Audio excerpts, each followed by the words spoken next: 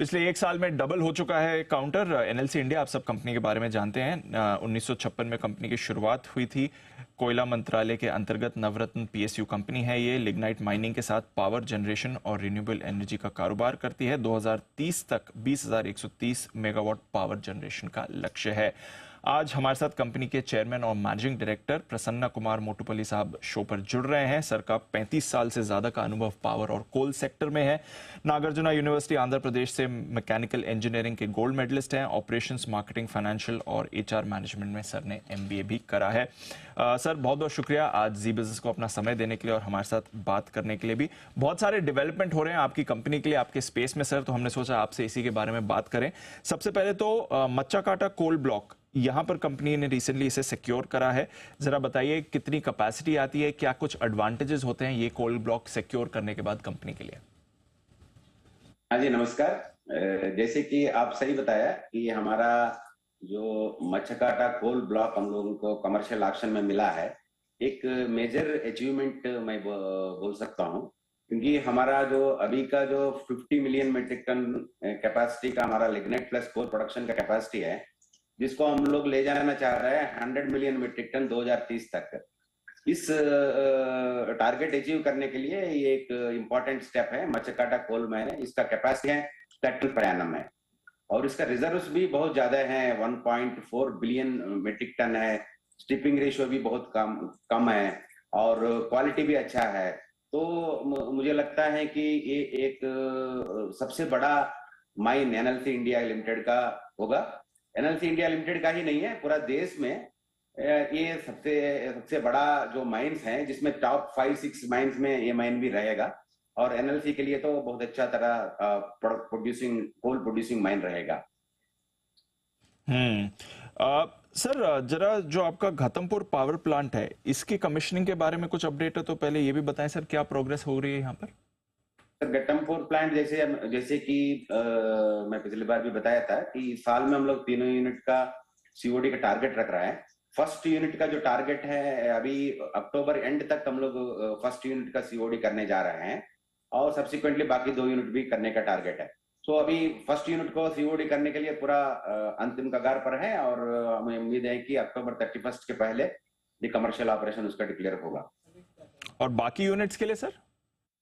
बाकी यूनिट भी हम लोग इसी साल में बाकी दोनों यूनिट को भी इसी साल में सीओडी डिक्लेयर करने का पूरी कोशिश कर रहे हैं। यानी कि एंड ऑफ ईयर से पहले पूरा कमीशनिंग हो जाएगी सर? कमीशन करने का। ओके, बढ़िया सर। अब एक बात बताइए, अगर मार्केट में एक्सेस कोल अवेलेबिलिटी है इस समय, तो फिर आप किस तरह से इसे मैनेज कर रहे हैं? क्या ट्रेंड निकल कर आ रहे हैं और किस तरह से सेल्स और प्रॉफिटेबिलिटी को मैनेज करेंगे ताकि एक्सेस कोल अवेलेबिलिटी भी ठीक हो जाए और आपकी परफॉर्मेंस पर भी इसका इम्पैक्ट नहीं आए? देखिए, आप सही बता रहे हैं कि अभी कोल स्टॉक माइन एंड पे भी और पावर प्लांट एंड पे भी सफिशिएंट क्वांटिटीज हैं। लेकिन फोरकास्ट के हिसाब से क्या है कि अभी अक्टूबर महीना में, नवंबर महीना में डिमांड और पीक पहुंचने वाला है, तो कोयला का रिक्वायरमेंट रहेगा। तो इसीलिए हम लोग जो है इस साल हम लोगों का टारगेट 30% पिछले साल से ज्यादा रखा हुआ है। पिछले साल हमारा coal producing production target around 12.64 million metric ton था। तो इस साल हम लोग 16 मिलियन मेट्रिक टन का टारगेट रखे हुए हैं और उसी हिसाब से प्रोडक्शन भी चल रहे हैं। तो मुझे लगता है आगे जाके कोल का रिक्वायरमेंट पावर जनरेशन के लिए होगा और कोल का डिमांड भी रहेगा। तो हमें उम्मीद है कि हम लोग जो टारगेट रखे हैं उसको पूरी तरह प्रोड्यूस कर पाएंगे। Sir, at the moment e auction prices में कुछ बदलाव आए हैं? हाँ, ई ऑक्शन प्राइसेस में अभी बहुत ज्यादा इम्प्रूवमेंट नहीं हुआ है। जैसे कि आप जानते हैं कि 2 साल पहले तो काफी ज्यादा प्रीमियम के साथ खरीदा जाता था। अभी पूरे ऑप्शंस पूरा क्वांटिटी बुक हो रहा है, लेकिन प्रीमियम उतना ज्यादा नहीं हो रही है। प्रीमियम जो है मार्जिनल प्रीमियम मिल रहा है। मार्जिनल प्रीमियम भी वहां पर मिल रहा है सर। अब एक कंसर्न है, क्योंकि बात चल रही है कि 2030 के बाद नए थर्मल पावर प्लांट्स नहीं आएंगे, तो आपकी क्या स्ट्रैटेजी रहेगी मैनेज करने के लिए? क्योंकि आप भी नई कैपेसिटी ऐड कर रहे हैं, फिलहाल तो अच्छी ग्रोथ भी आ रही है, बट अगर पिछले 5-6 साल के बाद नए थर्मल पावर प्लांट्स नहीं आने वाले, तो फिर वहां पर आपकी ये मैनेज करने की स्ट्रैटेजी क्या रहेगी? जैसे कि मैं पहले भी बताया था कि थर्मल पावर जनरेशन और रिन्यूएबल पावर जनरेशन दोनों साथ साथ चलेंगे, तभी हम लोग अपना पूरी रिक्वायरमेंट मीट कर पाएंगे। तो हमें शुरू से भी हम लोग इस बैलेंस रिव्यू में चल रहे थे कि थर्मल कैपेसिटी भी ऐड कर रहे थे और रिन्यूएबल कैपेसिटी भी ऐड कर रहे हैं। जैसे कि आज का हमारा 6 गीगावाट कैपेसिटी है, इसको हम लोग 20 गीगावाट कैपेसिटी ले जाना चाह रहे हैं 2030 तक, और जिसमें 10 गीगावाट रिन्यूएबल होगा और 10 gigawatt conventional coal based lignite based power होगा। सो 50-50 प्रोपोर्शन के साथ हम 2030 तक पावर प्लांट इंस्टॉल करना चाह रहे हैं और उसी डायरेक्शन में सभी काम चल रहा है। हमारा तालाबेरा थर्मल पावर स्टेशन है जो 3 इंटू 800 मेगावाट है, उसका हम लोग ऑलरेडी अवार्ड कर चुके हैं बीएचईएल को और उसका जो है काम चल रही है। और उसी तरह हम लोग 2 इंटू 500 मेगावाट नई वैली में जो टीपीएस 2 का सेकंड एक्सपेंशन है, उसका भी हम लोग टेंडराइज करने जा रहे हैं। तो ये सबके साथ हम लोग 2030 तक पहले हमारा 10 गीगावाट थर्मल और 10 गीगावाट रिन्यूएबल कैपेसिटी ऐड करेंगे और उस समय के सिचुएशन के हिसाब से सब्सिक्वेंटली हम लोग स्ट्रेटेजी डिसाइड करेंगे। अभी क्या मिक्स है बिटवीन थर्मल और रिन्यूएबल? आज हमारा 6 गीगावाट का टोटल कैपेसिटी है, जिसमें 1.4 गीगावाट रिन्यूएबल्स है। That means 24% of our capacity is renewable capacity. इसको हम लोग जो है 50% तक ले जाएंगे 2030 तक।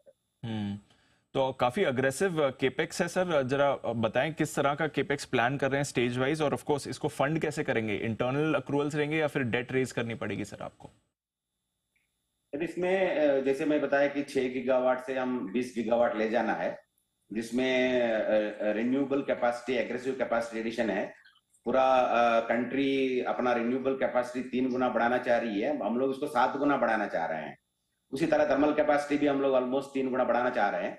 तो इस सबके लिए जो कैपेक्स रिक्वायरमेंट है ऑलमोस्ट 1,25,000 करोड़ है, जिसमें अराउंड 55,000 करोड़ रिक्वायरमेंट रिन्यूएबल के लिए है, around 45,000 crores for thermal capacity addition है, and around 20,000 crores for mining capacity addition के लिए है। तो ये सबके लिए 1,25,000 crores का कैपेक्स रिक्वायरमेंट है। और थर्मल कैपेसिटी के लिए 70-30 डेब्ट इक्विटी रेशियो और रिन्यूएबल कैपेसिटी के लिए 80-20 के साथ हमें अराउंड 25,000 crores का हमें इक्विटी चाहिए।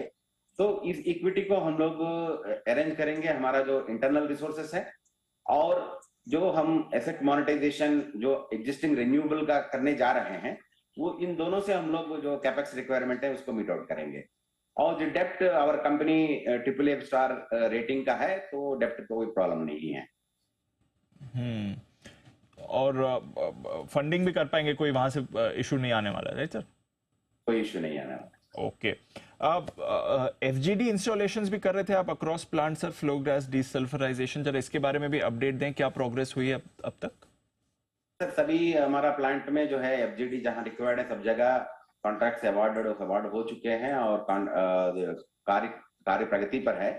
और जो डेडलाइन सेट किया हुआ है ministry of environment and forest का, उसके पहले हम लोगों का ये सभी एफजीडी ऑपरेशनल होंगे और डेडलाइन के पहले ही एफजीडी ऑपरेशन होके इस हिसाब से स्टॉक्स लेवल्स मेंटेन करेंगे।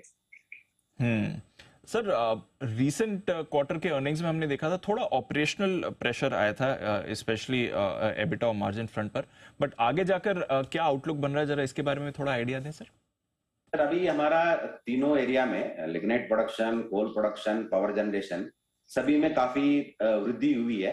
पिछले साल का कंपैरिजन में आप देखेंगे कोल प्रोडक्शन 30% का वृद्धि हुई है, लिग्नाइट प्रोडक्शन अराउंड 18% का वृद्धि हुई है, और पावर जनरेशन भी 10% का वृद्धि हुई है। लास्ट फाइनेंशियल ईयर का कंपैरिजन में हमारा जो प्लांट अवेलेबिलिटी फैक्टर अभी 72% है, लास्ट ईयर 62% था। तो तीनों एरिया में काफी अच्छा वृद्धि हुई है, और जो भी प्रॉब्लम्स थे लिग्नाइट प्रोडक्शन के लिए, कोल प्रोडक्शन के लिए, लैंड एक्विजिशन प्रॉब्लम्स ही पूरी तरह से सॉल्व किया गया है। तो हमें उम्मीद है कि आगे आने वाला दोनों क्वार्टर में हम अच्छी तरह से परफॉर्म कर पाएंगे और इस फाइनेंशियल ईयर बहुत अच्छे रिजल्ट्स के साथ एंड कर पाएंगे। चलिए बढ़िया सर, आशा करते हैं कि आपकी परफॉर्मेंस अच्छी रहे, नई कैपेसिटी भी आप ऑन स्ट्रीम लेकर आ रहे हैं और एम्बिशियस केपेक्स प्लान भी है। फिलहाल 6 गीगावाट कैपेसिटी को अगले 6 साल में 20 गीगावाट करने का प्लान है। बहुत बहुत शुक्रिया